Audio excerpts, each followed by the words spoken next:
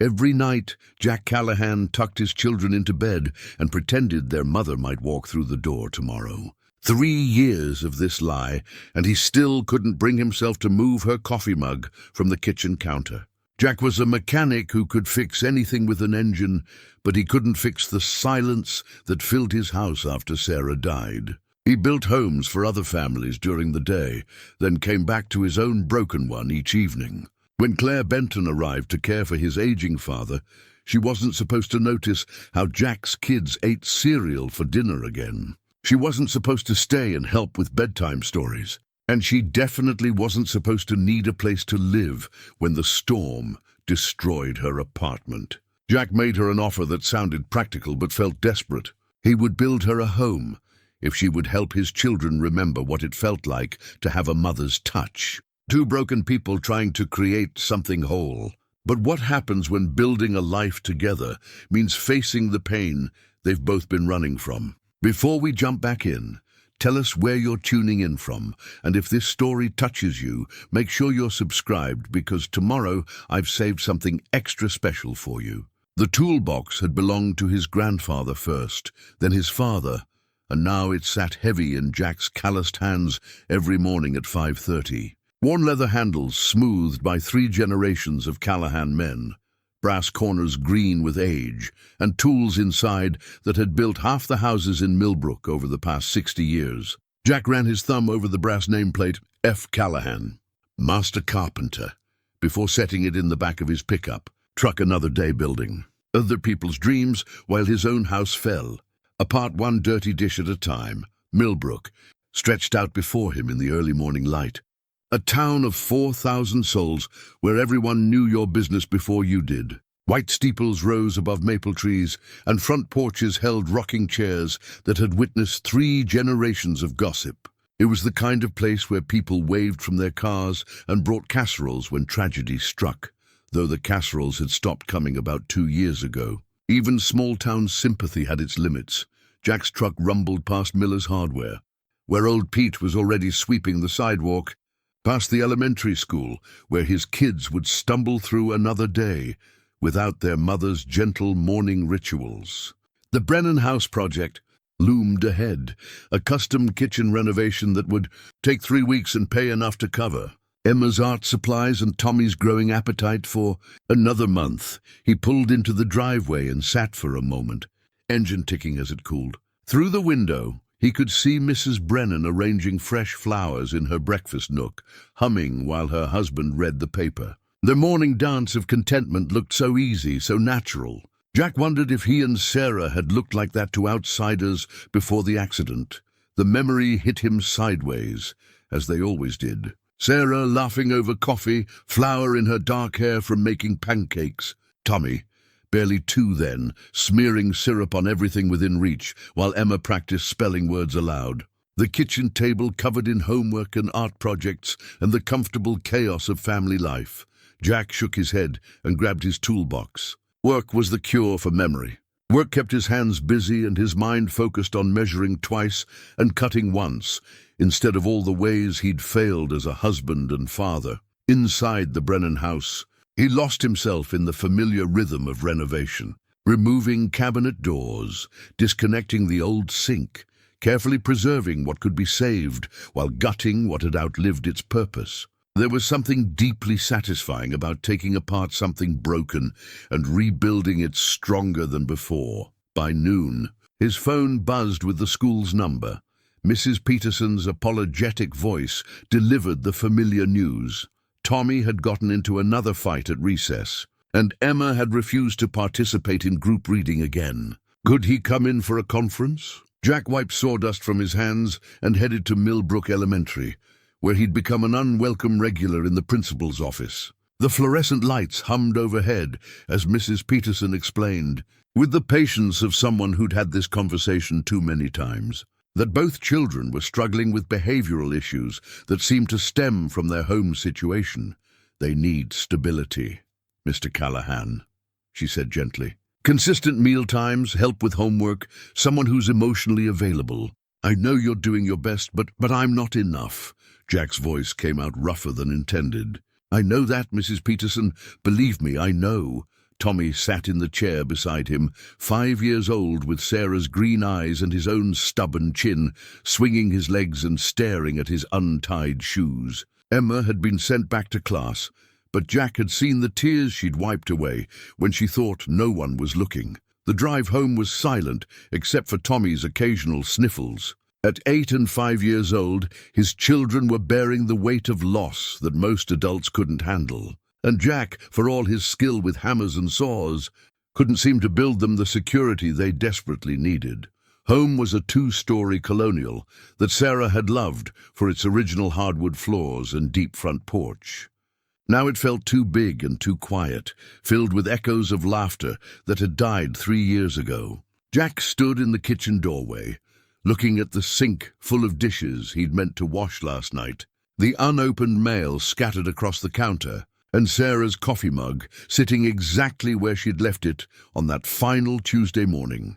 The mug was white ceramic with a chip on the handle, painted with faded purple flowers that Emma had chosen at a craft fair when she was 4. Sarah had used it every single morning for 6 years, filling it with coffee that was too strong and adding cream until it turned the color of sand. Jack had bought her nicer mugs over the years, elegant ones from the boutique in town, insulated ones that kept coffee hot for hours, but she'd always reached for the chipped one with Emma's flowers.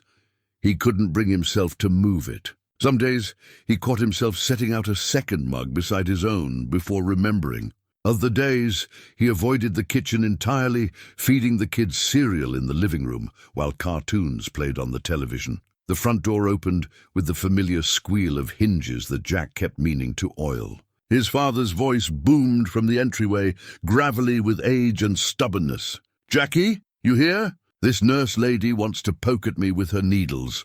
Frank Callahan was 72 years old and built like the oak trees he'd spent 40 years cutting down before his back gave out. He'd moved in after Sarah's accident, claiming he wanted to help with the kids, but really coming because he couldn't bear to watch his son fall apart. The hip surgery 6 weeks ago had slowed him down, but it hadn't softened his opinions about medical professionals or anyone else who tried to tell him what to do. "In the kitchen, Dad," Jack called, quickly stacking dirty plates and shoving them into the sink. She appeared in the doorway like something from a different world, soft where his life had grown hard, gentle where his voice had turned rough. Claire Benton was maybe 35, with auburn hair pulled back in a practical ponytail and eyes the color of storm clouds. She wore scrubs decorated with tiny cartoon animals and carried a medical bag that had seen better days.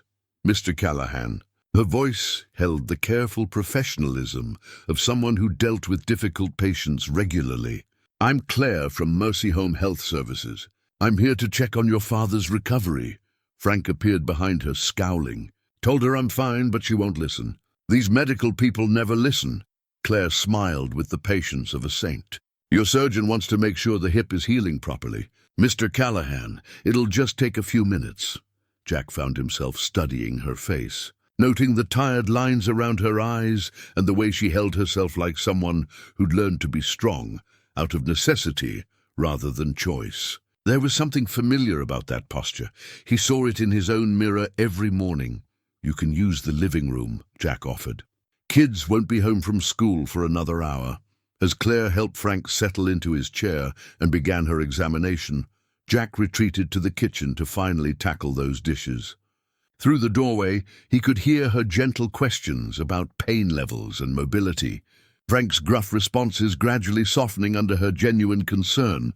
"Your incision looks good," Claire was saying, "but I can see you're not doing the physical therapy exercises Dr. Martinez prescribed." "Don't need exercises. Been walking just fine for 72 years. Hip replacement changes things, Mr. Callahan. Without proper therapy, you could lose mobility permanently." There was a long silence, then Frank's resigned sigh. "Fine, show me the exercises." "But I'm not wearing any of those ridiculous workout clothes." Jack smiled despite himself. Sarah had been the only person who could manage his father's stubbornness with that same combination of firmness and respect. Watching Claire work, he felt an unexpected stab of gratitude for her patience. The school bus wheezed to a stop outside, and Jack dried his hands on a dish towel. Emma came through the front door first, her backpack dragging behind her like a reluctant pet. At 8 years old, she had Sarah's delicate features, but Jack's serious brown eyes. Her dark hair was escaping from the braids Jack had attempted that morning, and there was a grass stain on her white school shirt. Tommy bounded in behind her, all energy and motion despite his earlier troubles. His blonde hair stuck up in 3 different directions, and his superhero backpack was already unzipped, spilling crayons and crumpled papers across the floor. "Daddy!" Tommy launched himself at Jack's legs with the full force of 5-year-old enthusiasm. "Mrs. Garcia says I can bring a picture of Mommy for show and tell tomorrow. Can I use the one from our fridge?" The question hit Jack in the chest like a physical blow. The photo Tommy meant was their last family picture, taken at Christmas 2 months before the accident. Sarah laughing with Tommy on her lap, Emma leaning against Jack's shoulder, all of them wearing matching red sweaters that Sarah had insisted on ordering online. "We'll see, buddy," Jack managed. Emma had stopped in the living room doorway, staring at Claire with the intense curiosity of a child who'd learned to be wary of new people. Claire looked up from adjusting Frank's leg position and smiled. "You must be Emma. Your grandfather has told me a lot about you. Did he tell you about my art?" Emma's voice was barely above a whisper, but there was hope in it that made Jack's throat tight. "He mentioned you're quite the artist. What do you like to draw?" "Houses," Emma said, stepping closer. "I draw houses for people who need them." Claire's smile warmed. "That sounds like a very kind thing to do." Tommy, who had never met a stranger, immediately inserted himself into the conversation. "I'm Tommy and I'm 5, and I can tie my shoes, but I forgot to do it today. Are you going to help Grandpa Frank walk better?" "That's the plan," Claire said, her attention fully focused on him in a way that made Tommy beam. "What do you think? Should we make him do exercises every day?" "Yes," Tommy declared. "And he should eat vegetables too, because that makes you strong." Frank snorted. Out of the mouths of babes, Jack watched this interaction with a growing sense of unease. It had been so long since an adult had spoken to his children with genuine interest and warmth. So long since someone had made Emma smile or encouraged Tommy's endless questions without seeming exhausted by them. Claire finished her examination and began packing her equipment. "I'll need to come back twice a week for the next month," she told Frank. "Tuesday and Friday afternoons work best with my schedule. If that's acceptable, long as you don't expect me to enjoy it," Frank muttered. But there was no real complaint in his voice. As Claire prepared to leave, Emma tugged on her scrub top. "Miss Claire, would you like to see my pictures? I drew one of a house with a big garden where people could grow flowers." Jack started to intervene. The woman had work to do, but Claire was already kneeling to Emma's level. "I would love to see your drawings. Maybe next time I come to visit your grandfather?" Emma nodded eagerly, and Jack felt that familiar stab of guilt. When was the last time he'd looked at Emma's art with real attention instead of tired distraction? After Claire left, the house seemed to settle back into its usual quiet chaos. Jack attempted dinner, grilled cheese sandwiches that were burned on one, side and raw in the middle, while Emma practiced spelling words at the kitchen table, and Tommy built elaborate towers with blocks that he could knock down with dramatic sound effects.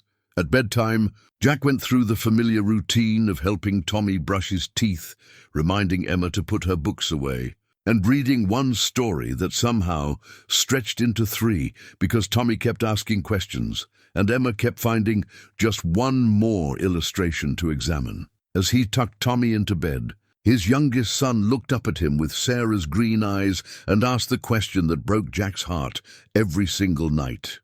"Daddy, is Mommy coming home tomorrow?" Jack smoothed Tommy's blonde hair, choosing his words carefully. They'd had conversations about death and heaven and how Mommy was watching over them, but 5-year-old minds struggled with permanence. "Nobody. Mommy can't come home anymore, but she loves you very much, and she's always going to be in your heart." Tommy nodded solemnly, then brightened.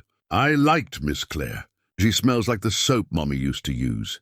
In Emma's room, Jack found his daughter sitting up in bed, a sketchbook balanced on her knees. She was drawing with intense concentration, her tongue poking out the corner of her mouth in an expression that was pure Sarah. "What are you working on, sweetheart?" Emma held up her drawing. A house with careful windows and a front door painted bright blue. In the yard, stick figures played. A tall man, 2 children, and a woman with long hair. "It's our house," Emma said quietly.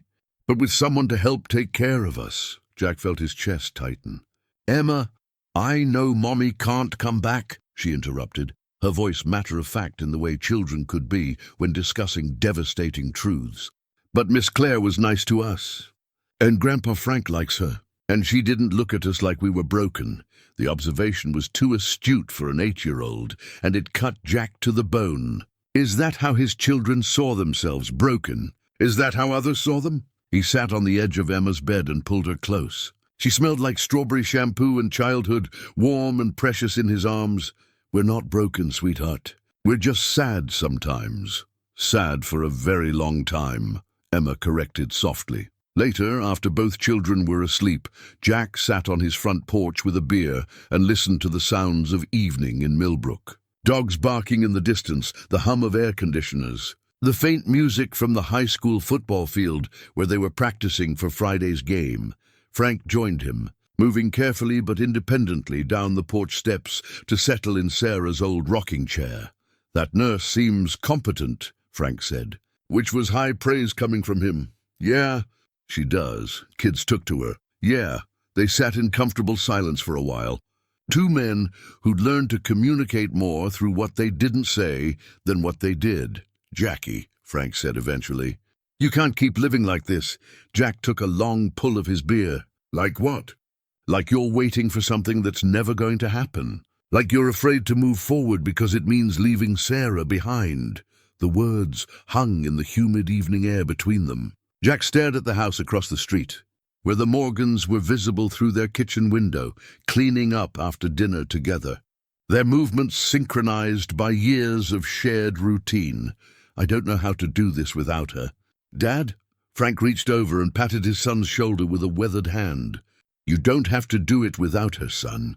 Sarah's part of who you are now, part of who those kids are. But being stuck isn't honoring her memory. It's just making everyone miserable." That night, Jack lay in his empty bed, staring at the ceiling and thinking about Claire Benton's gentle patience with his father, her genuine interest in Emma's art, the way Tommy had lit up under her attention. He thought about his children's desperate need for stability and care that he couldn't seem to provide, no matter how hard he tried, and he thought about Sarah's coffee mug, sitting on the kitchen counter like a shrine to the past, keeping him tethered to grief instead of allowing him to build something new. Outside, the wind was picking up, rattling the windows and promising rain. Jack closed his eyes and tried to imagine a different kind of tomorrow, one where his children woke to the sound of someone humming in the kitchen, where homework got finished without battles, where bedtime stories came with gentle voices and patient answers to endless questions. It felt like hoping for a miracle. But maybe, Jack thought as sleep finally claimed him, miracles sometimes came disguised as practical solutions to impossible problems. "The thing is, I don't really need a cottage for Dad. What I need is help with Emma and Tommy, someone who knows how to take care of people, who doesn't look at them like they're problems to be solved." He set down his coffee cup and met her eyes directly. "You need a place to live. I need someone who can help my kids remember what it feels like to have someone care about them the right way. I could build you a home, a real home, not just a place to sleep. And in return, I'd help take care of your children," Claire finished softly. "Not as a job," Jack said quickly.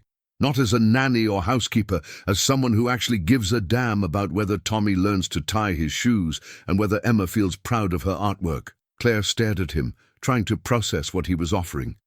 It wasn't just shelter, it was belonging. It was being part of something instead of always being on the outside looking in. "That's a big commitment," she said carefully. "For both of us." "Yeah, it is." Jack's voice was steady, but she could see the vulnerability in his eyes. "I'm not asking you to replace their mother. I'm asking you to help me give them the kind of stability they need to heal." From the living room came Tommy's laughter and Emma's patient voice explaining some game to her grandfather. The sounds of a family functioning, healing, learning to be whole again. Claire thought about the photograph in her medical bag, her ruined apartment window with its torn curtains. She thought about all the temporary places she'd lived, all the times she'd had to start over with nothing but determination and whatever she could carry. This felt different. This felt like someone was offering her roots instead of just shelter. "I'd want my own space," she said. "My own kitchen, my own front door." Absolutely. And we'd need to set boundaries. Clear expectations about what this arrangement means and doesn't mean. Jack nodded. "We're both adults who've been hurt. We both know this isn't about romance or fairy tales. It's about building something practical that works for everyone." Claire looked around the kitchen, at Sarah's coffee mug still sitting on the counter, at the children's artwork taped to the refrigerator, at the family calendar covered in Jack's careful handwriting marking school events and doctor appointments. She thought about Emma's shy smile and Tommy's boundless energy. She thought about Frank's gruff acceptance and the way he'd called her competent, the highest praise she'd ever heard him give anyone. And she thought about Jack himself, this man who built homes for other people but couldn't seem to fix his own broken heart. "Okay," she said quietly, "let's try." The handshake they shared across the kitchen table felt like the first solid ground Claire had stood on in years. Claire's first morning in the Callahan house began at 5:15 with the sound of Jack's alarm echoing through the thin walls. She lay in the guest room bed, listening to his careful movements, shower running, coffee brewing, the soft murmur of him checking on the children before leaving for work. By the time she emerged from her room, dressed in scrubs and ready for her first home visit of the day, Jack had already gone. But he'd left evidence of his consideration. A fresh pot of coffee, a bowl of fruit on the counter, and a note in his careful handwriting saying the kids usually woke around 6:30 and that Emma preferred her hair braided for school. Frank was already awake, sitting in his recliner with the morning news and a cup of coffee that looked strong enough to dissolve metal. "Sleep okay?" he asked without looking away from the weather forecast. "Better than expected," Claire admitted. The guest room bed was comfortable, and the house had a settled quiet that spoke of years of family life. Jackie left early for the Morrison job. "Big deck replacement that's got to be done before their daughter's wedding next weekend." Claire nodded, checking her schedule. She had 4 patient visits today, scattered across 3 counties. But her first appointment wasn't until 9, which meant she'd be here when the children woke. At 6:37, she heard Emma's voice from upstairs, patient and resigned. "Tommy, you have to get dressed. We can't be late again. I don't want to wear the red shirt." Tommy's voice carried clearly through the old house. "It makes me look like a fire truck." Claire climbed the stairs, following the voices to Tommy's room, where she found Emma trying to negotiate with her 5-year-old brother, who was sitting on his bed in superhero underwear, arms crossed in determined rebellion. "Good morning," Claire said from the doorway. Both children looked up, and she saw surprise cross their faces, as if they'd forgotten she was staying with them. "Miss Claire!" Tommy brightened immediately. "Emma's trying to make me wear the ugly red shirt." "It's not ugly," Emma said, but without much conviction. "Daddy laid it out last night." Claire studied the shirt in question, a faded red polo that had clearly seen better days, with a small stain near the collar and one button hanging by a thread. "You know what?" she said, walking to Tommy's dresser. "I think you need something special for today. What's your favorite color?" "Blue," Tommy announced, "like Superman's cape." Claire found a navy blue t-shirt with a small dinosaur on the front, clean, properly fitted, and much more appropriate for a 5-year-old's personality. "Perfect. And Emma, would you like help with your hair? I used to be pretty good at braids." Emma's face lit up with cautious hope. "Daddy tries, but they always come out crooked." 20 minutes later, both children were dressed, fed, and ready for school. Emma's hair was braided into 2 neat plaits tied with ribbons Claire had found in the bathroom drawer, and Tommy wore his dinosaur shirt with obvious pride. "You look beautiful, sweetheart." Claire told Emma as she handed her lunch bag. "So do you, Tommy," she added, adjusting his backpack straps. "Very handsome." The simple compliments seemed to surprise both children, as if they weren't used to having their appearance noticed and praised. At the bus stop, Claire watched other parents with their children, mothers smoothing hair and adjusting jackets, fathers checking backpacks and offering last-minute reminders. The routine intimacy of it made her chest tight with longing. When she returned to the house, Frank was attempting his physical therapy exercises with obvious frustration. "Need help?" Claire offered. "Can't get my leg to do what that doctor wants," Frank grumbled.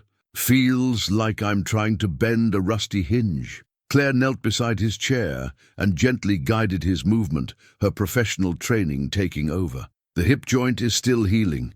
We need to work with it, not against it." As they worked through the exercises, Frank began talking about his son, not directly, but in the sideways manner of men who'd learned to communicate through subtext. "Jackie's been carrying too much weight since Sarah passed," he said, watching Claire adjust his leg position. "Man wasn't meant to do everything alone." "The children seem to be adjusting well," Claire said carefully. 2 weeks into their arrangement, Claire had fallen into a rhythm that felt surprisingly natural. Morning coffee with Frank, while the children got ready for school. Patient visits throughout the day, returning in time to help with homework and dinner preparation. The guest room had begun to feel less temporary, filled with her few rescued belongings and new purchases that made the space more personal. But it was Saturday morning, when she truly understood how much the family dynamics had shifted. She woke to the sound of Emma's voice drifting up from the kitchen, carefully reading what sounded like a recipe aloud. Curious, Claire dressed and went downstairs to find both children standing on chairs at the counter, surrounded by flour, eggs, and what appeared to be the aftermath of a baking explosion. "What are you two up to?" Claire asked, trying not to smile at the mess. "We're making pancakes for everyone," Emma announced proudly, her face dusted with flour. "Tommy wanted to surprise you and Daddy and Grandpa Frank." Tommy nodded enthusiastically, his hands covered in sticky batter. "I'm helping!" "I cracked the eggs all by myself." Claire looked at the kitchen, flour on every surface, eggshells in the bowl, and what might have been milk puddles spreading across the floor. A month ago, she would have immediately started cleaning, but something about their earnest pride made her grab an apron instead. "Pancakes sound wonderful. Want some help making them extra special?" For the next hour, they worked together to salvage the batter and create actual edible pancakes. Claire showed Emma how to test the griddle temperature and taught Tommy the proper way to flip without creating a mess. They made Mickey Mouse shapes with the batter, and both children giggled when Claire attempted a heart shape that looked more like a lopsided flower. Jack appeared in the doorway just as they were plating the final batch, his hair still messy from sleep and surprise clear on his face at the scene before him. "Did you make breakfast?" he asked, looking from the children to Claire. "We all made breakfast," Emma corrected, beaming with pride. "Miss Claire taught us how to make them fluffy." Tommy held up a pancake that was roughly the shape of Texas. "This one's for you, Daddy." As they gathered around the table, Frank grumbling good-naturedly about being woken by the smell of food, Claire felt something shift in her chest. This wasn't her family, not really. But sitting here in the morning light, watching Tommy syrup his pancakes into soup while Emma carefully cut hers into perfect bites, it felt like belonging. Later that afternoon, while Jack worked on cottage plans at the kitchen table and Frank napped in his chair, Claire found herself organizing the children's clothes. Emma's dresser drawers were a jumbled mess of outgrown items and clothes that had never fit properly. Tommy's room wasn't much better. Drawers that stuck, clothes that were too small or worn beyond repair. She made a mental list of what they needed, then drove to the discount store in the next town over. It wasn't about expensive clothes, just things that fit properly, weren't stained, and made the children feel good about themselves.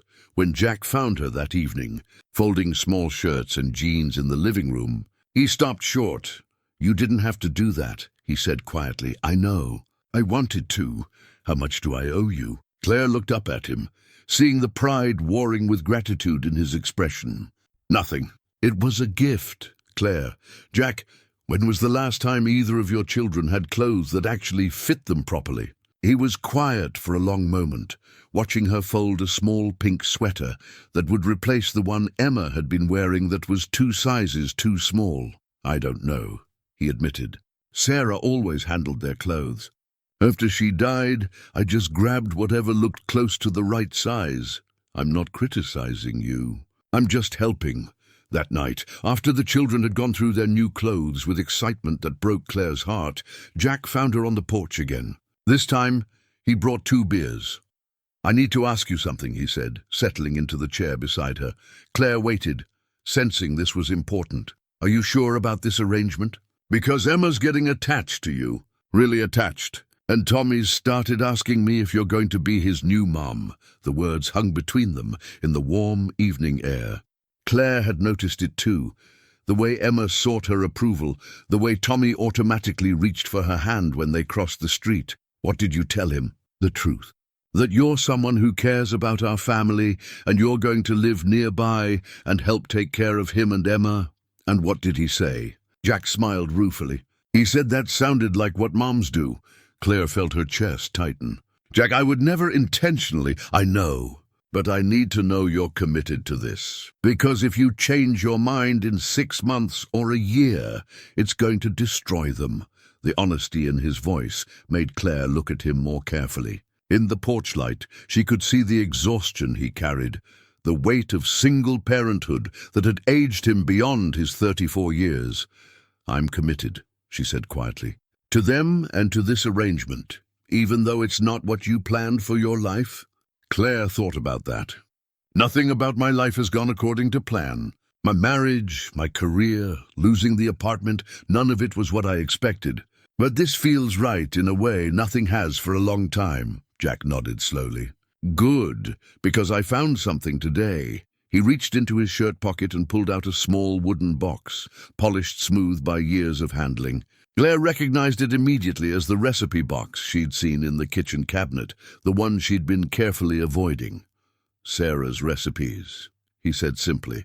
Emma mentioned you've been cooking dinner every night, but you've been making different things. I thought maybe you'd want to try some of Sarah's favorites. Claire stared at the box, understanding the magnitude of what he was offering. This wasn't just recipes. It was access to Sarah's kitchen wisdom, her family traditions, the meals that had made this house a home. Are you sure? Emma asked me last week why your spaghetti sauce tastes different from Mommy's. She wasn't complaining. She said she likes yours too. But she missed the way Sarah made it. Jack's voice was quiet but steady. I realized I want them to remember Sarah's cooking, but I also want them to have good food now. Maybe you could use some of both. Claire accepted the box with careful hands. The wood was warm and smooth, and she could see where years of use had worn the corners soft. There's a meatloaf recipe in there that Tommy used to beg for, Jack said. And Sarah's chocolate chip cookies. Emma hasn't had those since before the accident. That night, alone in the guest room, Claire opened the recipe box and found herself transported into another woman's life. The cards were written in neat handwriting, some splattered with sauce or dusted with flour from years of use. Notes in the margins. Tommy loves extra cheese, and Emma's favorite make double batch, and Jack's birthday cake surprise him. It was intimate in a way that made Claire feel like an intruder, but also deeply moving. Sarah had been a woman who cooked with love, who paid attention to her family's preferences and created traditions around food. At the bottom of the box, Claire found a card that made her breath catch. Written in the same careful handwriting, for whoever comes after me, love them well. They deserve happiness, and so do you, Sarah. Claire stared at the card for a long time, wondering when Sarah had written it and what had prompted such foresight. Had she sensed something was going to happen to her? Or was it simply the wisdom of a woman who understood that life was unpredictable and love shouldn't die with the people who carried it? The next Sunday, Claire decided to try Sarah's meatloaf recipe. She found all the ingredients except one, a particular brand of breadcrumbs that the recipe specified. After checking 3 stores, she finally located them at a small market on the edge of town. The preparation was more complex than Claire's usual cooking, with specific instructions about mixing techniques and baking temperatures. But as the smell filled the kitchen, she could see recognition on the children's faces. "That smells like Mommy's cooking," Tommy said softly. Standing on his chair to peer into the oven, Emma appeared at Claire's elbow, breathing deeply. "It smells exactly like hers." When Jack came in from working on cottage plans, he stopped in the kitchen doorway with an expression Claire couldn't read. "Sarah's meatloaf," he said. "I hope that's okay." "I found the recipe in the box and I thought, it's perfect," Jack interrupted, his voice rough. "I haven't smelled that in this kitchen for 3 years. Dinner that night felt different, weighted with memory, but also warm with new tradition. Tommy ate 2 helpings and announced it was just like Mommy used to make, but also different good. Emma was quieter, but Claire caught her smiling as she ate. Frank, who'd been unusually quiet during the meal, finally spoke up as Claire served the chocolate chip cookies she'd made from another of Sarah's recipes. "Sarah would like this," he said, looking directly at Claire. "She would like seeing her family being taken care of by someone who pays attention to the details that matter." Later, as Claire cleaned up the dinner dishes, she found Jack drying plates beside her, something he'd never done before during her stay. "Thank you," he said quietly, "for dinner, for understanding, for not trying to replace her, but not being afraid of her memory either." Claire rinsed another plate, choosing her words carefully. "She was part of making them who they are. I wouldn't want to erase that. Most people try to avoid talking about dead spouses. They think it makes things awkward. Death is only awkward for the living," Claire said. "For Emma and Tommy, Sarah isn't awkward. She's just absent." Jack stopped drying, looking at her with something that might have been the beginning of deeper understanding. "You're going to be good for us," he said finally. Claire smiled, feeling the truth of it settle into her bones. "I think you're going to be good for me too."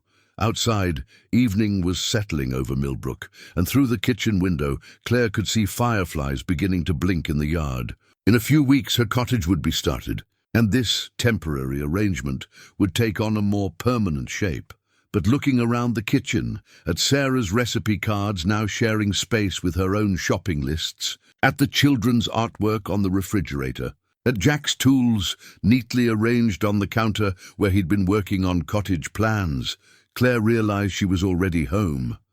The morning Jack broke ground on Claire's cottage, he invited her to witness the laying of the foundation stone.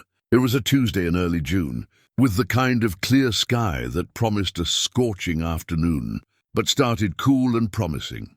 Claire arrived at the building site, carrying coffee in a thermos and Frank in her passenger seat, his first excursion beyond the house since his surgery. The location Jack had chosen was perfect, close enough to the main house to feel connected, far enough away to provide privacy, with a view of the small pond that reflected morning light like scattered diamonds. "It's beautiful," Claire said, stepping out of her car and surveying the cleared area where her future home would stand.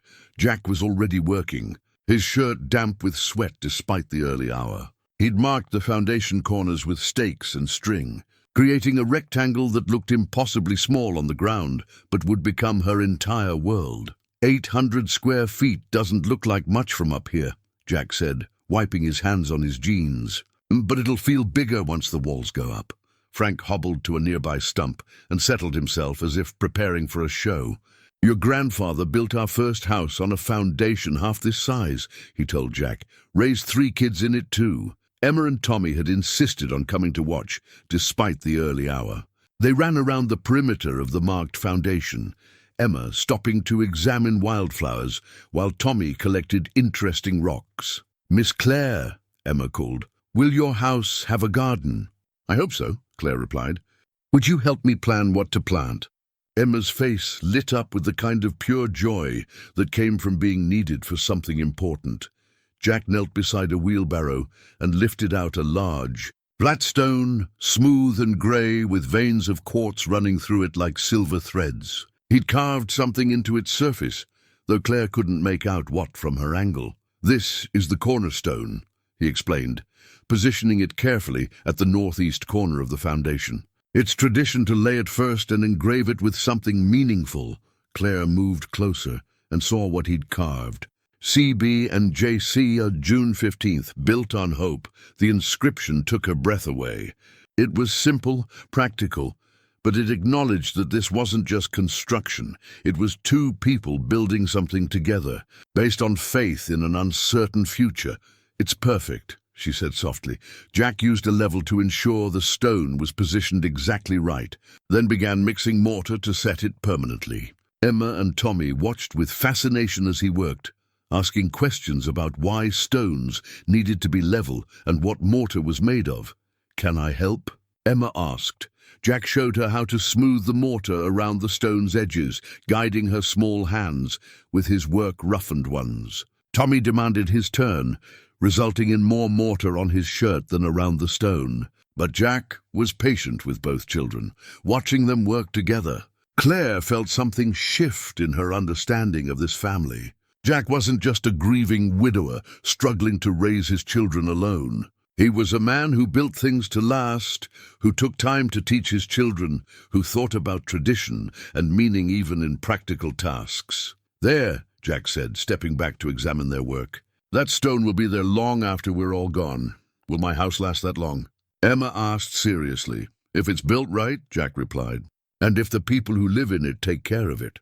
Over the following weeks, Claire watched her cottage take shape with growing excitement and occasional terror. Foundation walls rose from the ground, followed by floor joists and subflooring.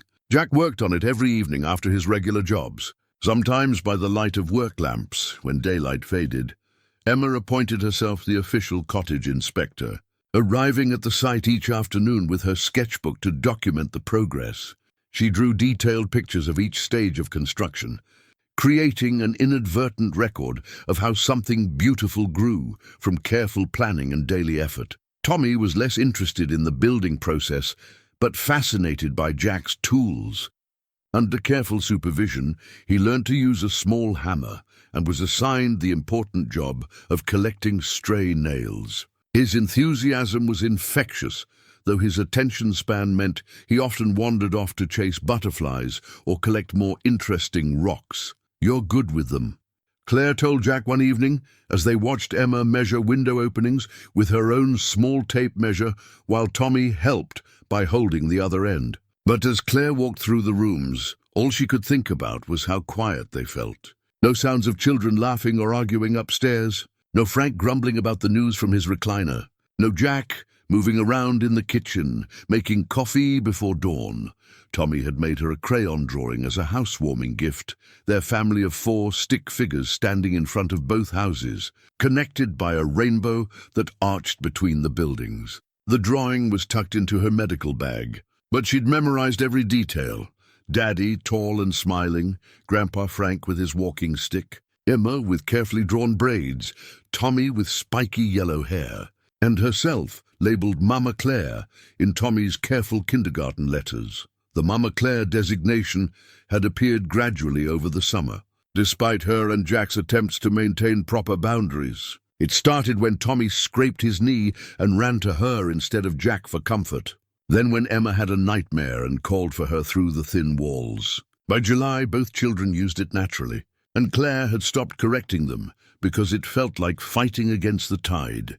She was arranging her few belongings in the cottage bedroom when she heard Emma's voice outside. "Miss Claire, are you in your new house?" Claire opened the front door to find both children standing on her small porch. Emma holding a plate covered with a dish towel, and Tommy bouncing with barely contained excitement. "We brought you cookies," Emma announced. "I made them from Mommy's recipe." The chocolate chip cookies were slightly lopsided and definitely over-baked around the edges, but they were made with 8-year-old love and attention.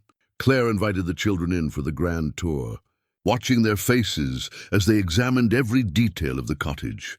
"It's like a fairy tale house," Emma said, running her fingers along the smooth wooden windowsill. "Small and perfect." Tommy climbed onto one of the kitchen chairs and declared himself the official tester of the cottage's spinning capabilities. "Everything works good," he announced after a thorough investigation. will you eat dinner with us tonight?" Emma asked as they prepared to leave. "Daddy's making spaghetti, but it's not very good when he makes it." Claire looked through her window toward the main house, where she could see Jack moving around the kitchen. The practical thing would be to decline, to start establishing the boundaries that living separately should create.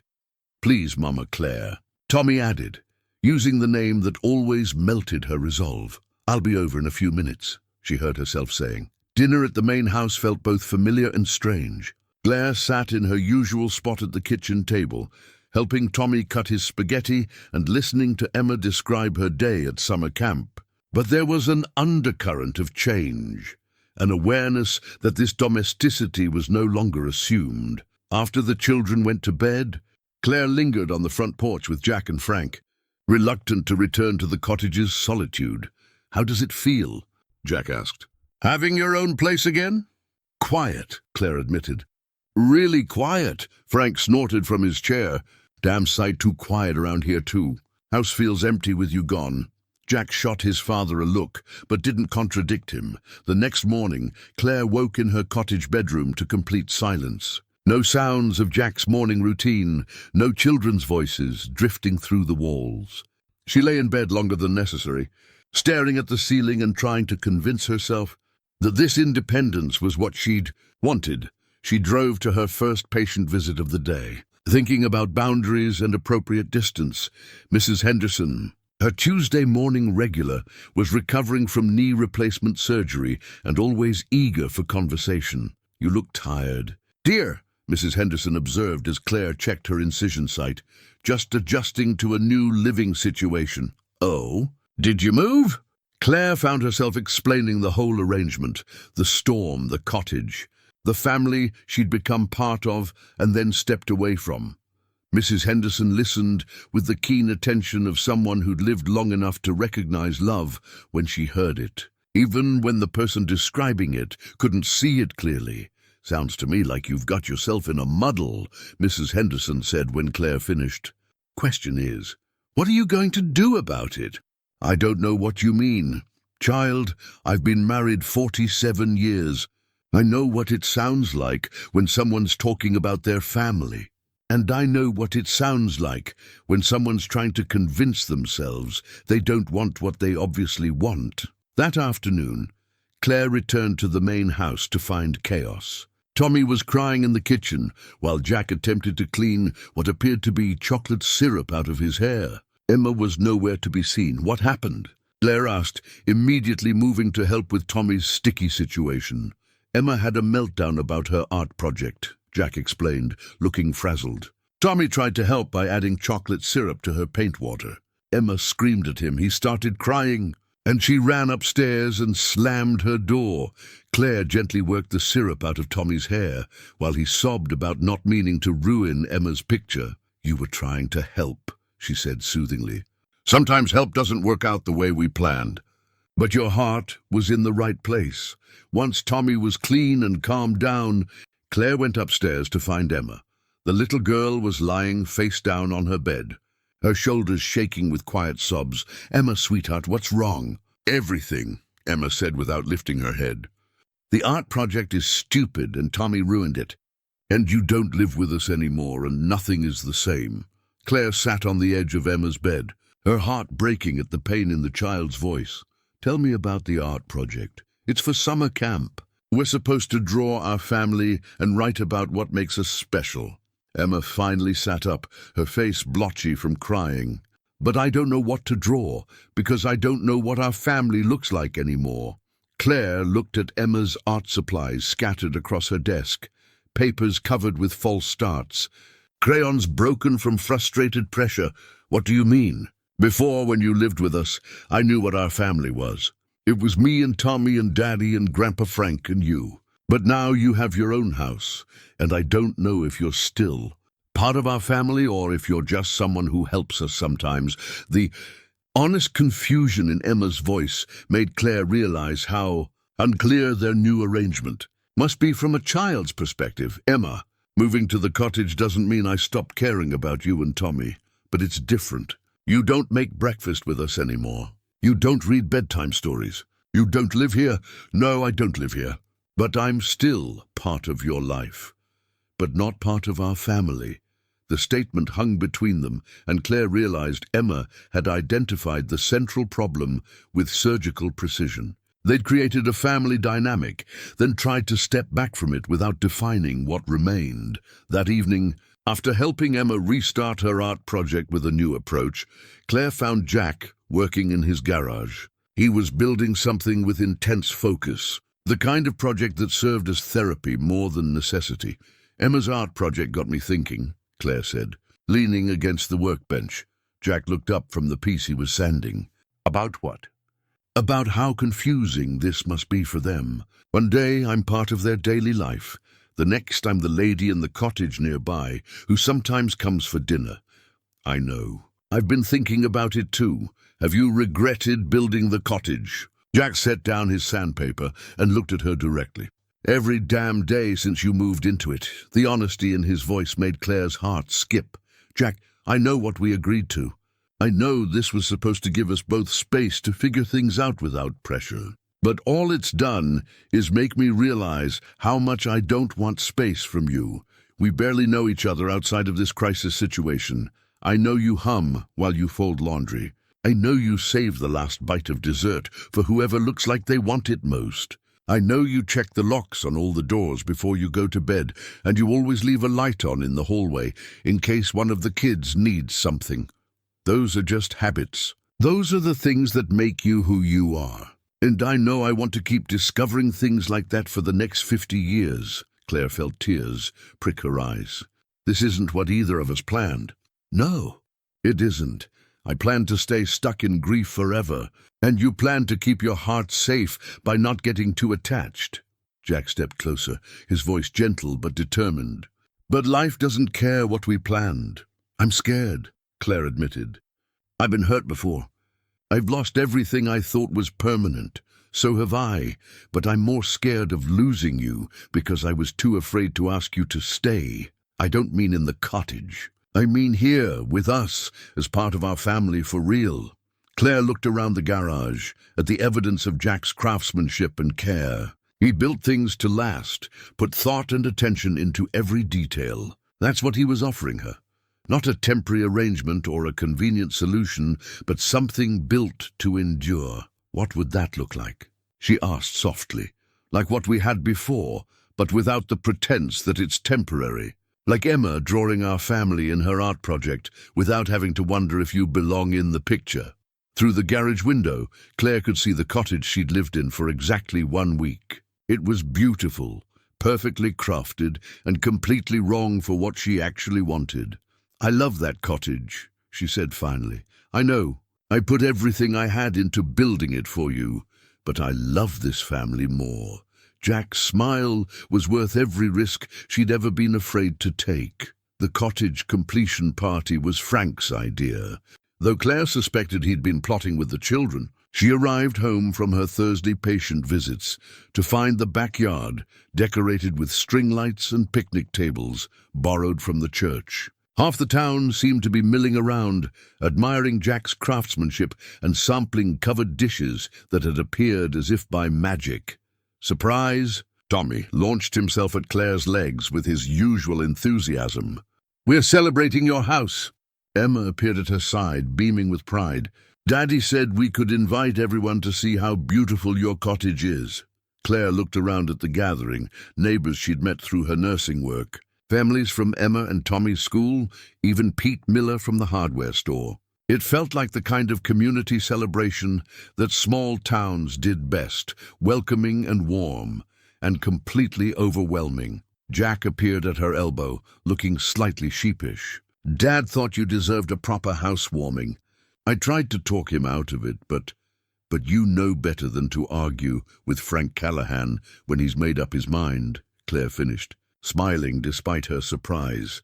The evening was everything a small-town gathering should be. Children ran through the yard playing tag, while adults admired the cottage and praised Jack's work. Claire found herself giving impromptu tours, pointing out Emma's color choices and Tommy's mailbox contribution. The pride in their voices when they explained their roles in the building process made her chest tight with affection. As the sun began to set, Claire stood on her cottage porch, accepting congratulations and feeling genuinely touched by the community's warmth. She was chatting with Mrs. Peterson from the school when she noticed a car she didn't recognize pulling into the driveway. A woman emerged from the sedan, tall, elegant, with perfectly styled blonde hair and clothes that spoke of city sophistication. She moved through the crowd with purposeful steps, her eyes scanning the faces until they landed on Claire. Something cold settled in Claire's stomach as the woman approached. There was something familiar about her bearing, something that reminded Claire uncomfortably of Sarah's photograph on Jack's mantel. "Excuse me," the woman said, her voice cultured and carefully controlled. "I'm looking for Jack Callahan. He's around here somewhere," Claire replied carefully. "I'm Claire Benton. Can I help you with something?" The woman's smile was sharp as glass. "Margaret Whitman. I'm Sarah's sister." The words hit Claire like a physical blow. Sarah's sister. The children's aunt, whom Jack had mentioned occasionally, but who'd never visited in the months Claire had been living here. "It's nice to meet you," Claire managed, though everything about Margaret Whitman's presence felt like a threat she couldn't yet identify. "I'm sure it is." Margaret's eyes swept over the cottage, the party, the scene of domestic contentment. "I have to say, I'm surprised by what I found here." Before Claire could ask what she meant, Jack appeared at her side. His face went carefully blank when he saw Margaret, the kind of expression people wore when preparing for unpleasant conversations. "Margaret, I didn't know you were coming, obviously." Margaret's gaze flicked between Jack and Claire with obvious disapproval. "I thought it was time I checked on my niece and nephew. Make sure they're being properly cared for." The words carried an implication that made Claire's skin crawl, but Jack's response was measured and calm. "Emma and Tommy are doing well. They're around here somewhere if you'd like to see them." "Oh, I intend to see them. In fact, I intend to see quite a lot of them." Margaret reached into her expensive handbag and pulled out an envelope, which she handed to Jack with ceremony that suggested she'd been looking forward to this moment. "What's this?" Jack asked, though his expression suggested he already suspected. "Custody papers. I'm petitioning the court for full guardianship of Emma and Tommy." The party continued around them, but Claire felt the world narrow to this single moment of devastating clarity. Margaret had been planning this, watching from a distance, waiting for the right moment to strike. On what grounds? Jack's voice was deadly quiet. "On the grounds that you're living in an immoral situation that's harmful to the children's development." Margaret's smile was triumphant. A single father cohabitating with an unmarried woman, exposing minor children to an inappropriate relationship. "The court takes these matters very seriously." Claire felt sick. It's not, please. I've been watching. I know she's been living in your house, playing house with your children, pretending to be their mother." Margaret's voice rose just enough to carry to nearby conversations, causing heads to turn in their direction. Frank appeared beside them, his face thunderous. "What the hell is this about?" "Hello, Frank.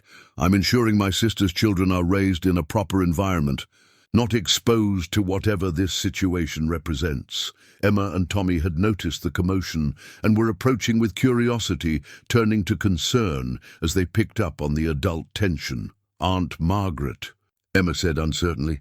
She remembered her mother's sister, but barely. Margaret had visited rarely, and always briefly. Margaret's expression softened when she looked at the children, becoming the concerned relative rather than the attacking adversary. "Hello, darling. My, how you've grown." She knelt to Emma's level, her voice gentle and loving. "I've missed you so much. Both of you." Tommy hung back, uncertain. But Emma stepped forward for the hug Margaret offered. "I've come to take you home with me," Margaret continued, her voice carrying to the adults, watching with growing alarm. "To give you a proper home where you'll be safe and cared for appropriately." "But this is our home," Tommy said, confusion clear in his voice. "I know it seems that way, sweetheart. But Uncle David and I can give you things your father can't. A stable home, proper supervision, educational opportunities."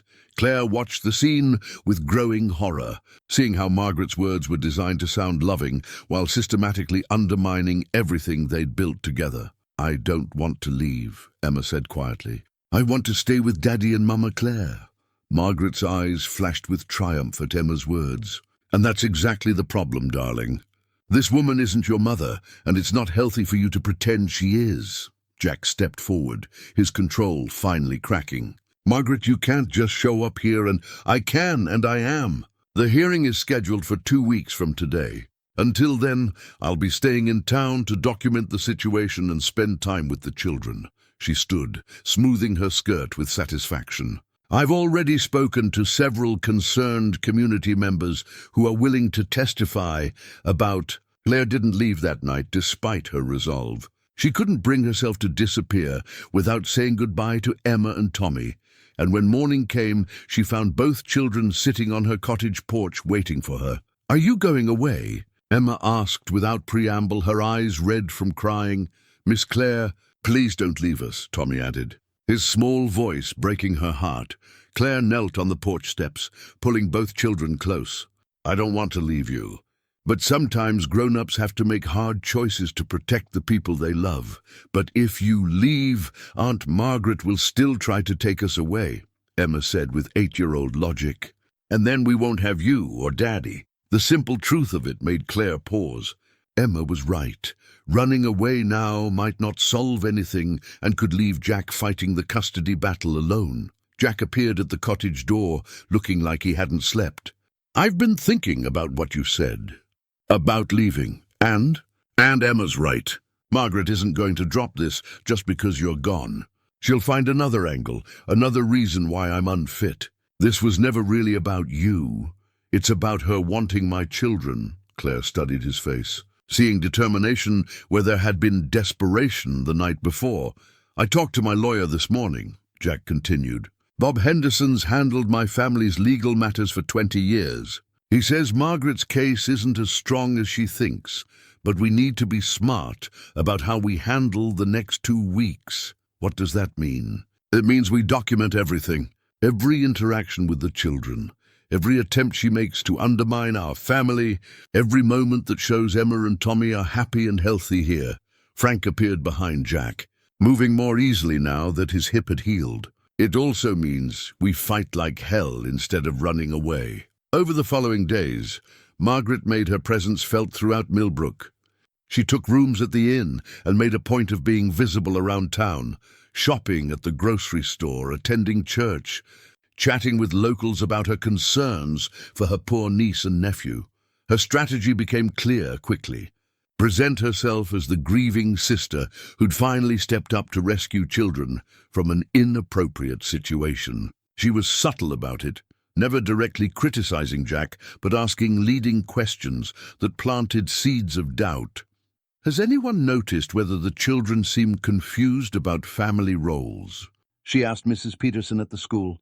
"I'm just concerned about the psychological impact of the current living arrangement." She volunteered to help with the church bake sale, mentioning casually that she was looking forward to giving Emma and Tommy the stability of a traditional 2-parent home.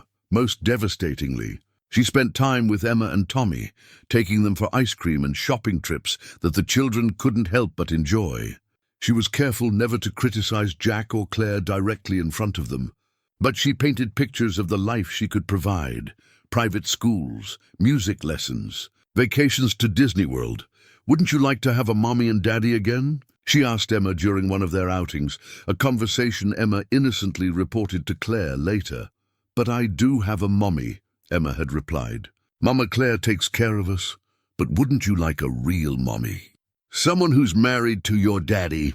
The questions were designed to create doubt without being overtly manipulative, and Claire could see their effect on both children. Emma became quieter, more withdrawn. Tommy started asking why Claire didn't live in the big house anymore, if she was really their mama. Jack's lawyer, Bob Henderson, was a man in his 60s who'd practiced family law in small towns, long enough to see every variation of custody dispute. He met with Jack and Claire in his office above the hardware store, reviewing Margaret's petition with careful attention. "Her case isn't as strong as she's pretending," Bob said, settling his reading glasses on his nose. "But it's not without merit either.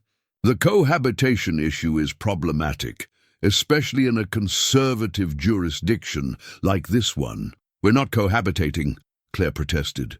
I live in the cottage, which you moved into after living in Jack's house for how long? 3 months. Bob made notes on his legal pad. And the children call you what? Mama Claire, Jack said quietly.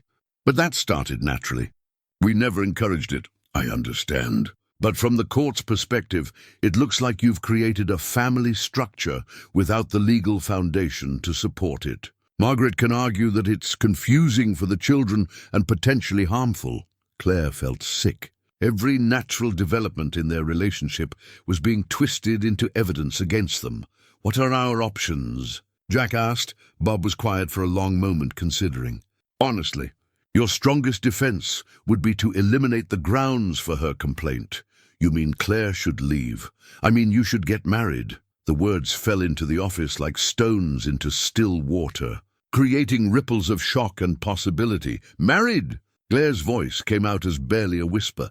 It's the most effective way to legitimize your relationship and eliminate Margaret's primary argument. A stable, married couple raising children together is much harder to challenge in court. Jack looked at Claire, his expression unreadable. Bob, could you give us a moment? After the lawyer stepped out, Jack and Claire sat in silence, both processing what had been suggested. He's talking about a marriage of convenience, Claire said finally. A legal arrangement to protect the children. Is that what it would be? Convenient? Claire looked at Jack. This man who'd offered her shelter in a storm and ended up offering her a family, who'd built her a home with his own hands and carved their initials in the foundation stone, who'd made her feel like she belonged somewhere for the first time in years. I don't know, she said honestly. Everything about us has been backwards. We became a family before we ever went on a date. We're talking about marriage to save your children's custody, not because we're in love, aren't we? Jack's voice was quiet but direct. In love, I mean? The question hung between them, loaded with implications that went far beyond legal strategy. I think I am, Claire admitted. But is that enough? Is love that grew out of necessity and circumstance real enough to build a marriage on? My marriage to Sarah started with love and still fell apart when things got difficult. Maybe a marriage that starts with commitment and grows into love has a better chance. That evening, they called a family meeting, something they'd never done before, but that felt necessary given the circumstances. Frank, Jack, Claire, Emma, and Tommy gathered in the living room, the children sensing the seriousness of the moment, even if they didn't understand the details. We need to talk about what's happening with Aunt Margaret, Jack began carefully. She wants to take Emma and Tommy to live with her and Uncle David. We don't want to go, Emma said immediately. We want to stay here with you and Mama Claire and Grandpa Frank. I know, sweetheart. But sometimes what we want isn't enough. We have to prove to a judge that this is the best place for you to live. Tommy looked confused. Why does a judge get to decide where we live? Frank leaned forward in his chair. Because sometimes adults disagree about what's best for children, and judges help figure out the right answer. What do we have to prove? Emma asked, with the seriousness of a child who'd learned that adult problems could dramatically affect her life. Jack and Claire exchanged glances, both understanding that what they said next would change everything. We have to prove that we're a real family, Claire said carefully. That I'm not just someone who helps take care of you, but someone who's committed to being part of your family forever. But you are part of our family, Tommy said with 5-year-old certainty. I know that, and you know that, but the judge doesn't know that. So we need to make it official. Emma's eyes widened with understanding. Are you and Daddy getting married? The question was asked with such hope that Claire felt her heart clench. We're thinking about it, Jack said. But it would be different from most weddings. We'd be getting married to protect our family, to make sure we all get to stay together. Would you live in the big house with us instead of the cottage? Tommy asked. Yes, Claire said, feeling the words settle into her bones with surprising certainty. Would you really be our mama then? Not just Mama Claire, but our real mama. Claire looked at these children who'd wormed their way into her heart so completely that she couldn't imagine a life Without them, if you want me to be, Emma launched herself from her chair into Claire's arms with such force that they nearly toppled over. Tommy was right behind her, and suddenly Claire found herself buried under two children who were hugging her like their lives depended on it. Over their heads, she met Jack's eyes and saw her own emotions reflected there: love, terror, determination, and hope, all mixed together in equal measure. "So we're really going to do this?" she asked. "We're really going to do this," Jack confirmed. Frank cleared his throat from his chair. "About damn time." That night, after the children were in bed, Jack walked Claire to the cottage, perhaps for the last time as her separate residence. "Are you sure about this?" he asked as they stood on her small porch. "No," Claire said honestly. "I'm not sure about anything except that I love you and those children enough to fight for this family. Even if it means marrying me in a courthouse with a judge who's deciding our fate watching." Even then, Jack reached into his pocket and pulled out a small velvet box. "I bought this after Bob suggested marriage. Not because I thought you'd say yes, but because I realized that even if this started as strategy, I want it to be real." Inside the box was a simple gold band with a small diamond, not flashy or expensive, but honest and enduring.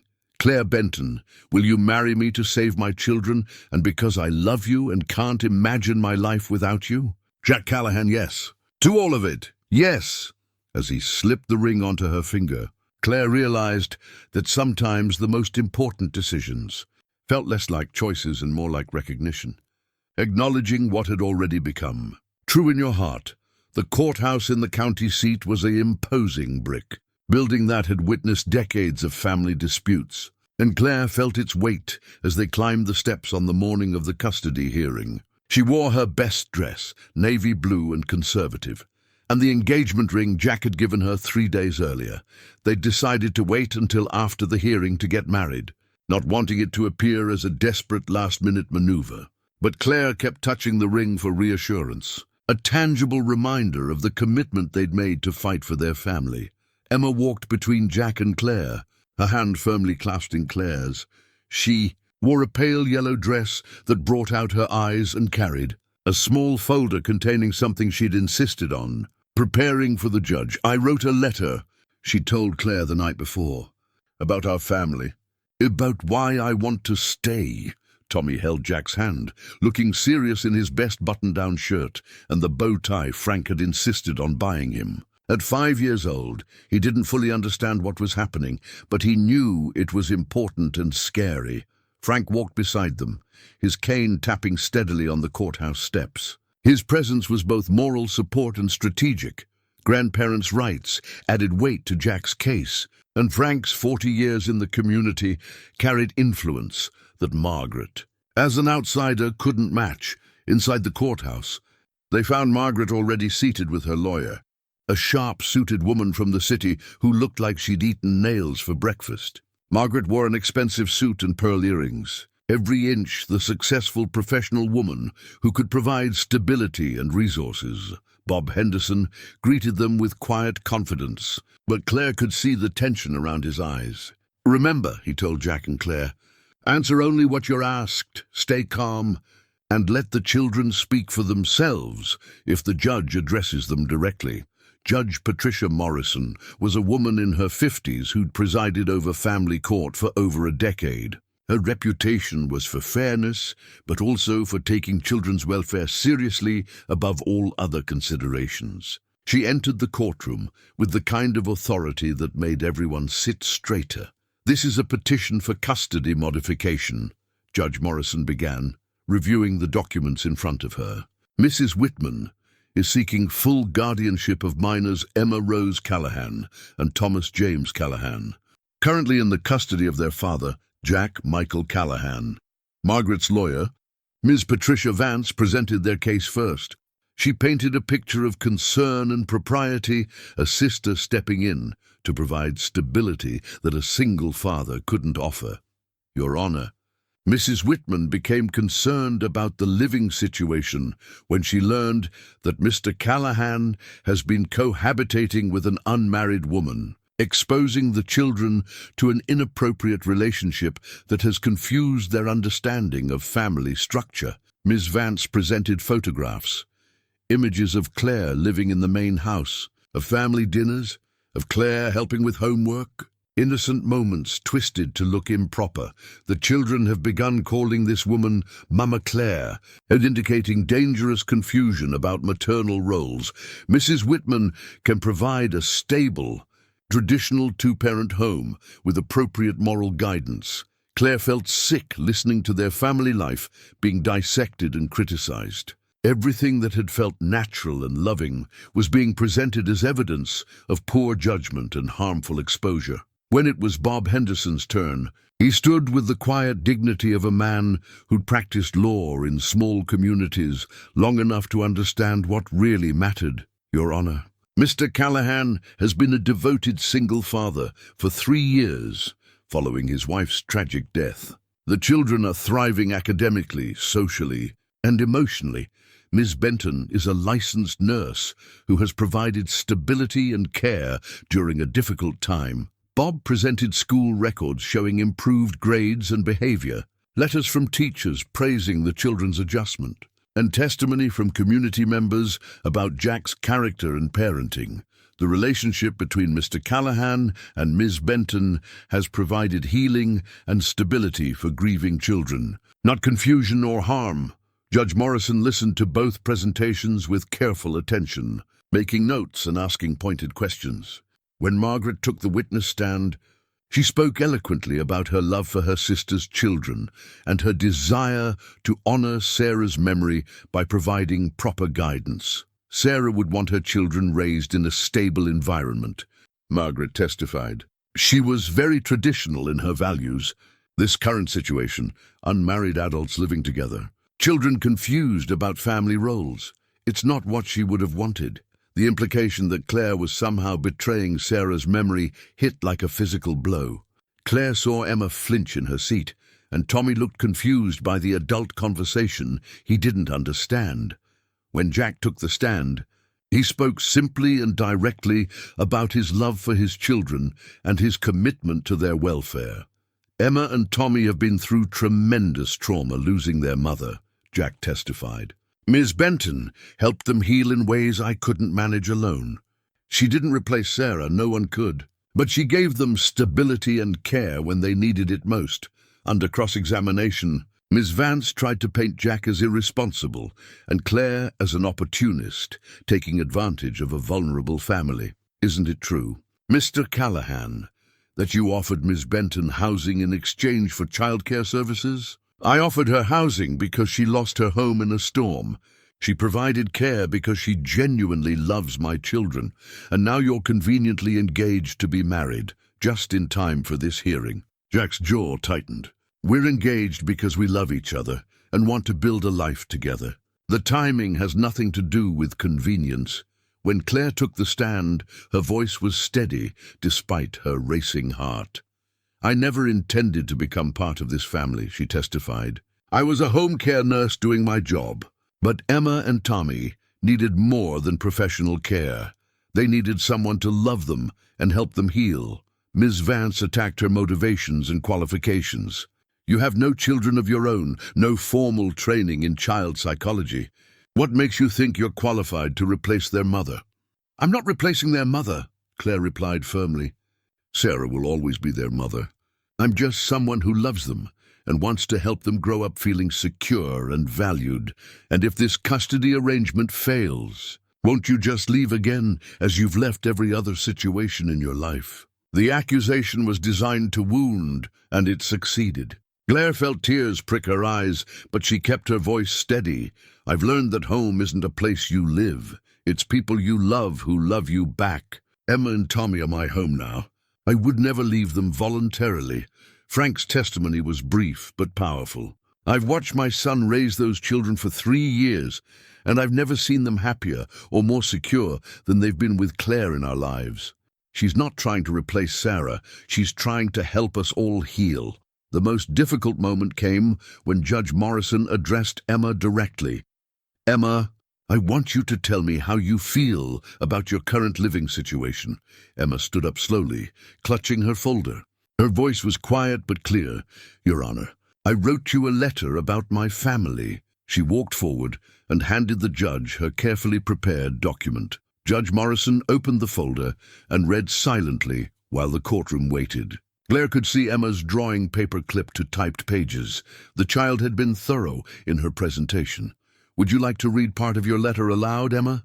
Emma nodded and took her letter back, her hands shaking slightly as she read, "My name is Emma Callahan, and I am 8 years old. My mommy died when I was 5, and it was the saddest thing that ever happened.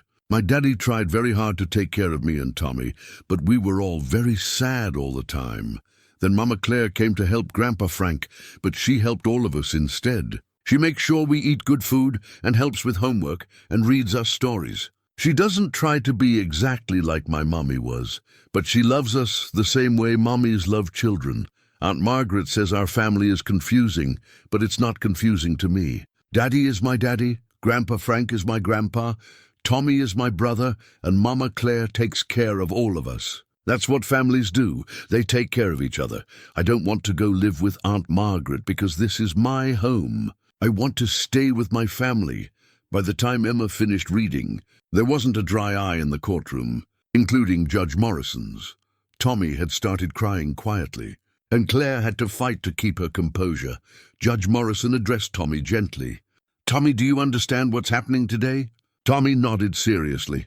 "The judge lady has to decide if we get to stay with Daddy and Mama Claire, or if we have to go away with Aunt Margaret."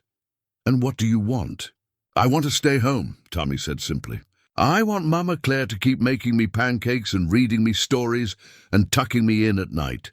Judge Morrison looked at Margaret, whose face had crumpled during the children's testimony. "Mrs. Whitman, would you like to respond to what the children have said?" Margaret stood slowly, her composure finally cracking. "I just wanted what was best for them. Sarah was my sister, and I loved her so much. When she died, I thought I should step in, should honor her memory by raising her children properly."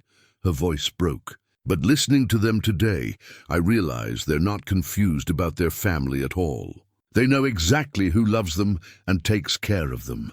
Judge Morrison called for a brief recess after Margaret's emotional breakdown, and the courtroom buzzed with quiet conversations as people processed what they'd witnessed. Claire found herself in the hallway outside, trying to calm her racing heart while Jack paced nearby. "Did you see Margaret's face when Emma read that letter?" Frank asked quietly. "She looked like someone had just shown her what she was really doing."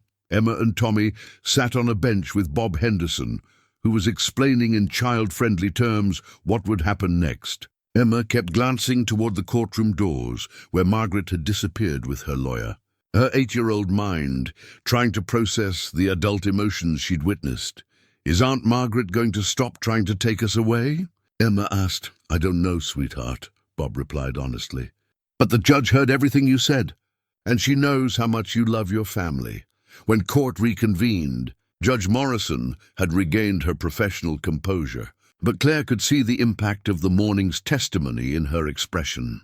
"Before I render my decision," Judge Morrison said, "I want to address some matters that have become clear during these proceedings." The courtroom fell silent. "Mrs. Whitman, I understand your concern for your niece and nephew, and I don't question your love for them. However, the children have made their wishes abundantly clear, and their current living situation appears to be providing the stability and care they need." Margaret sat with her hands folded, tears still evident on her cheeks. "Mr. Callahan, while your relationship with Miss Benton may have developed unconventionally, the evidence shows that both children have thrived under her care. Their grades have improved, their emotional well-being has stabilized, and they clearly view her as a maternal figure." Judge Morrison paused, looking directly at Emma and Tommy. "However, I'm concerned about the lack of legal clarity in this arrangement. While I see no evidence of harm to the children, I do see potential for future instability if the relationships between the adults remain undefined." Claire felt her stomach drop. Was the judge going to require her to leave after all? "Therefore, I am denying Mrs. Whitman's petition for custody modification. Mr. Callahan will retain full custody of his children." The relief in the courtroom was palpable. Emma let out a small cheer, and Tommy clapped his hands. However, Judge Morrison continued, raising her hand for silence, I'm also ordering family counseling for all parties to ensure that the children's needs continue to be met as this family structure evolves. Claire felt Jack's hand find hers, squeezing tightly. Furthermore, given the testimony about Mr. Callahan and Ms. Benton's engagement, I strongly encourage you to formalize your relationship promptly. The children need legal security, and marriage would provide that. It wasn't exactly a court order to get married, but it was close enough. Mrs. Whitman, you have visitation rights as the children's aunt, should you choose to exercise them in a way that supports the family structure rather than undermining it. After the judge dismissed the court, the hallway outside became a scene of mixed emotions. Emma and Tommy ran to Claire, hugging her legs with fierce intensity. We get to stay, Tommy shouted. We get to stay with you and Daddy. Emma was crying happy tears. I was so scared, Mama Claire. I was scared we'd have to leave. Claire knelt down and pulled both children close. You're not going anywhere. We're a family, and families stick together. Margaret approached them hesitantly, her earlier aggression replaced by genuine remorse. Jack, I owe you an apology. All of you. She looked at Claire directly. I was so focused on what I thought Sarah would have wanted that I forgot to pay attention to what the children actually needed. Jack's expression was guarded, but not hostile. Margaret, you can be part of their lives, but as their aunt, not as someone trying to replace their father. I know that now. Margaret knelt down to Emma and Tommy's level. I'm sorry I scared you. I love you both very much, but I was wrong to try to take you away from your family. Emma, with the wisdom that children sometimes possess, stepped forward and hugged her aunt. It's okay. We can still visit sometimes, right? You can come see our house and meet our friends. Margaret's composure cracked again. I would like that very much. That evening, after all the legal drama and emotional upheaval, Claire found herself back in the cottage for what she realized might be the last time. Tomorrow, she would move back into the main house permanently, not as a temporary arrangement, but as Jack's fiancée and the children's soon-to-be stepmother. She was packing her few belongings when Jack appeared in the doorway. Need help? Just about finished. Claire folded the last of her clothes into a box. It's strange, isn't it? I lived here for such a short time, but it felt like home. It was your home. I built it for you. Claire looked around the cottage, the careful craftsmanship, the thoughtful details, the foundation stone with their initials carved into it. What will we do with it now? Jack smiled. I was thinking it could be your studio, a place where you can work on your nursing charts without interruption, or just have some quiet time when you need it. And when Emma gets older and wants her own space, then it becomes Emma's teenage retreat. Or maybe a place for Tommy to bring his friends when he's older. Jack stepped into the cottage and pulled Claire into his arms. The point is, it's ours. Part of our property, part of our future. Claire looked up at this man who'd built her a home before she'd even realized she wanted one, who'd offered her a family when she thought she was destined to always be alone. Jack, are you sure about this? About marrying me? Today proved how quickly everything can change, how complicated family can get. Today proved how much I love you and those kids, Jack replied firmly. When I thought we might lose them, all I could think about was how empty our lives would be without them. And when I thought you might leave to protect them, I realized that losing you would be almost as devastating. Almost? Claire teased. Well, you're slightly less likely to put maple syrup on everything and ask for piggyback rides. Claire laughed, feeling the tension of the day finally beginning to ease. So when do we do this? When do we make it official? Jack reached into his pocket and pulled out a small piece of paper. I got the marriage license this afternoon while you were packing. We can get married as soon as we want. How soon is as soon as we want? Tomorrow, if you're ready. The kids are ready. They've been planning the ceremony since we told them we were engaged. Emma has very specific ideas about flowers, and Tommy wants to be the ring bearer. Claire thought about everything that had brought them to this moment, the storm that destroyed her apartment, the practical arrangement that became love, the custody battle that forced them to acknowledge what they'd built together. Tomorrow sounds perfect, Jack kissed her then. Gentle and sure, tasting like promise and new beginnings. There's one more thing, he said when they broke apart. I found something today in Sarah's things. I think you should have it. He handed her a small box that Claire recognized as Sarah's jewelry box. Inside was a simple gold chain with a small locket. She wrote a note with it, Jack said, pulling out a piece of paper in Sarah's handwriting. It says, "For the woman who comes after me, thank you for loving my children. They deserve all the happiness in the world, and so do you." Claire stared at the locket, overwhelmed by the generosity of a woman she'd never met, but whose memory had shaped so much of their journey. She knew, Claire whispered. Somehow she knew. Sarah always believed in love finding a way, Jack said. Even when life gets complicated and nothing goes according to plan. Claire fastened the locket around her neck, feeling the weight of Sarah's blessing and the lightness of new possibilities. So we're really doing this. Marriage, family, forever. We're really doing this, Jack confirmed, as they walked back to the main house together. Claire looked up at the windows glowing with warm light. Knowing that Emma and Tommy were probably inside planning their wedding ceremony, with Frank's amused supervision. Tomorrow, she would officially become part of this family that had chosen her as much as she'd chosen them. But tonight, she was already home. 6 months later, Claire stood in the kitchen of what was now officially her home, watching snow fall outside the windows while she prepared dinner. Sarah's coffee mug still sat on the counter, but now it held fresh flowers that Emma had picked from the greenhouse Jack had built as a wedding gift. 2 mugs sat beside it, matching cups that Jack and Claire used for their morning coffee, a daily ritual that had evolved naturally into one of their favorite parts of each day. The cottage had indeed become Claire's studio, a place where she worked on patient charts and Emma practiced her art. Tommy had claimed one corner for his rock collection, which had grown to impressive proportions and required frequent cataloguing. "Mama Claire, can you help me with my math homework?" Emma called from the kitchen table, where she was surrounded by textbooks and papers. "Of course, sweetheart." Claire wiped her hands on her apron, one of Sarah's that she'd started wearing because it felt like carrying on a tradition rather than replacing one. Emma was working on fractions again, but with much more confidence than she'd had a year ago.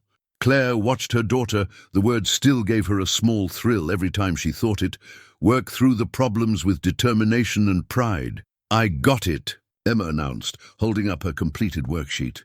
"Look, I did all of them."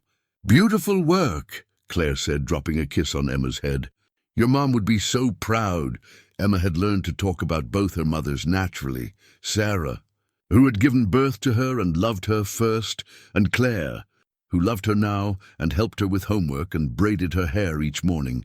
The front door opened with its familiar squeal.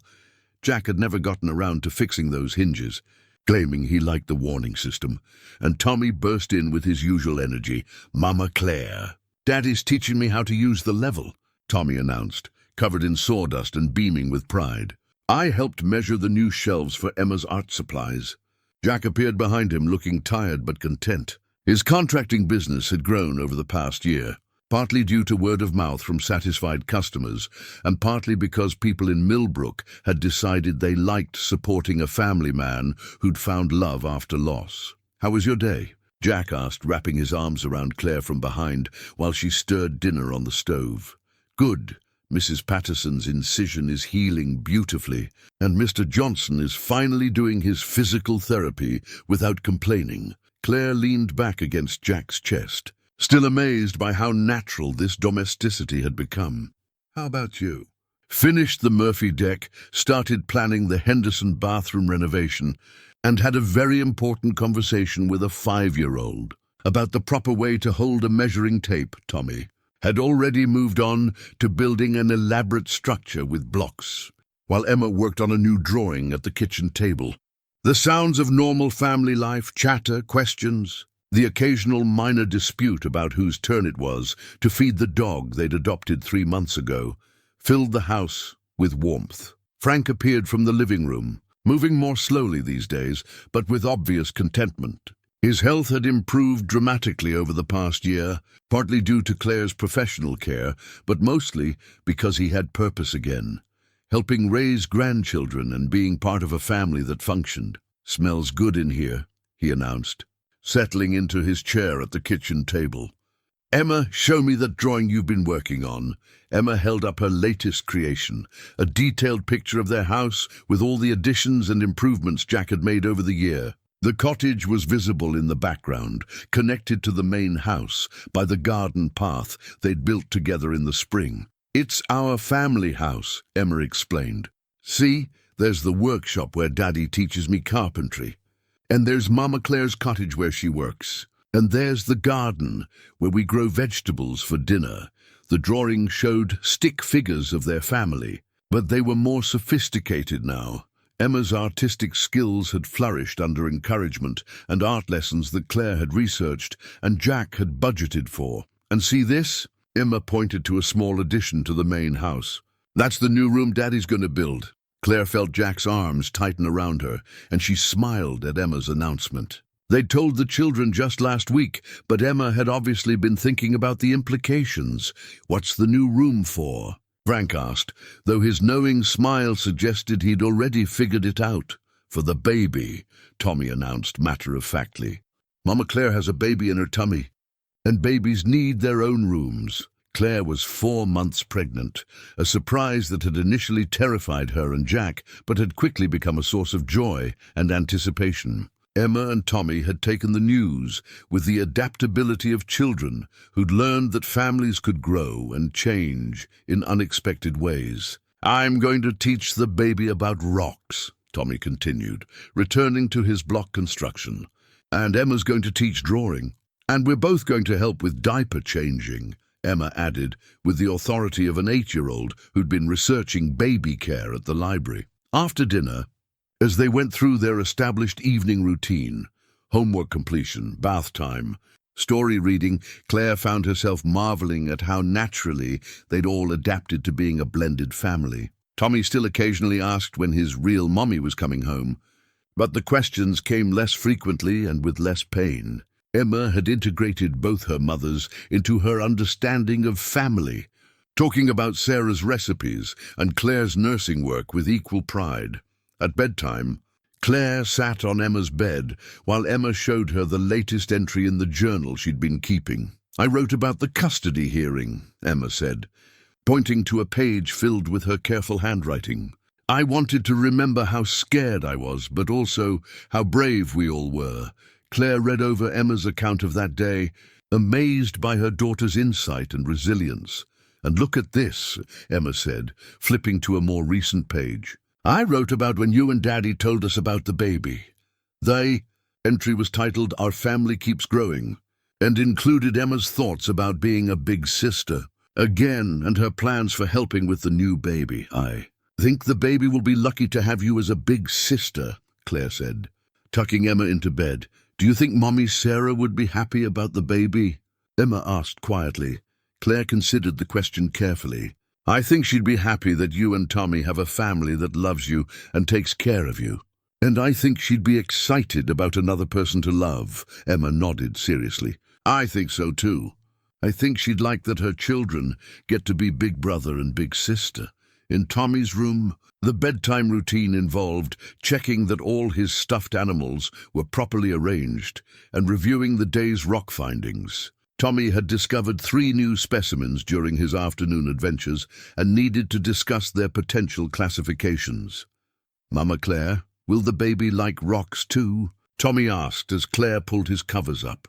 "Maybe, or maybe the baby will like different things. What matters is that we'll love the baby no matter what they like, even if they like dolls instead of rocks." "Even if they like dolls instead of rocks." Tommy considered this seriously. "Okay. I'll still teach them about rocks, but if they want to play with dolls, that's okay too."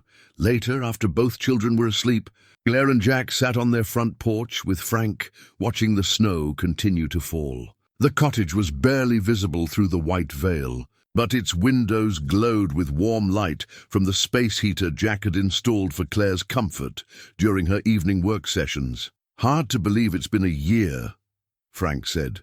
rocking slowly in his chair. Feels like Claire's always been part of this family. Some people fit so naturally into your life that you can't imagine it without them, Jack said, reaching for Claire's hand. Claire thought about everything that had brought them to this moment: the storm, the practical arrangement, the custody battle, the marriage that had started as strategy and become the foundation of their life together. "I keep thinking about what might have happened if that storm hadn't destroyed my apartment," she said. "If I'd never needed a place to stay, you would have kept being the children's nurse," Jack said. "And I would have kept building other people's houses while mine fell apart. And Emma and Tommy would have kept taking care of each other instead of learning what it felt like to have adults take care of them." Frank added, "But it did happen," Claire said softly. "All of it. The storm, the arrangement, falling in love, fighting for our family. It all led to this." She placed her hand on her growing belly, feeling the small movements that reminded her daily of the new life they'd created together. "I used to think home was a place," she continued, "something you could lose in a storm or a divorce. But home is this: people who choose to love each other through all the complicated, messy, beautiful parts of life." Jack squeezed her hand. "I couldn't have built this with blueprints or tools. It took all of us building it together." Tommy appeared at the screen door in his pajamas, rubbing sleepy eyes. "I can't sleep. The snow is too bright." Claire rose to take him back to bed. But Tommy climbed into Jack's lap instead, settling against his father's chest with the trust of a child who'd never doubted his place in the world. "Tell me the story about how Mama Claire came to live with us," Tommy requested. A bedtime story that had become one of his favorites. "Well," Jack began, his voice taking on the storytelling tone that both children loved, "there was a big storm, and the wind and rain were so strong that they blew apart Mama Claire's old house." Claire listened to her husband tell their story, how a practical arrangement had become love, how strangers had become family, how loss had eventually led to healing and new beginnings. As Jack's voice wove their history into the kind of story that would be told and retold in their family for generations, Claire looked out at the snow-covered yard where Emma and Tommy played every day, at the cottage that represented new possibilities, at the house that had become their haven. In the distance, church bells chimed midnight, marking the end of one day and the beginning of another. Claire thought about the children sleeping upstairs, about the baby growing inside her, about the man beside her who'd built her a home before either of them realized they were building a life together. Some love stories began with lightning strikes and fairy tale moments. Theirs had begun with coffee mugs and homework help, with small kindnesses that accumulated into something unshakable. And as Tommy drifted back to sleep in his father's arms, and Frank's gentle snoring indicated he'd found peace in his chair, Claire understood that the best homes weren't just built with careful planning and quality materials. They were built with patience, compromise, forgiveness, and the daily choice to love each other through whatever storms might come.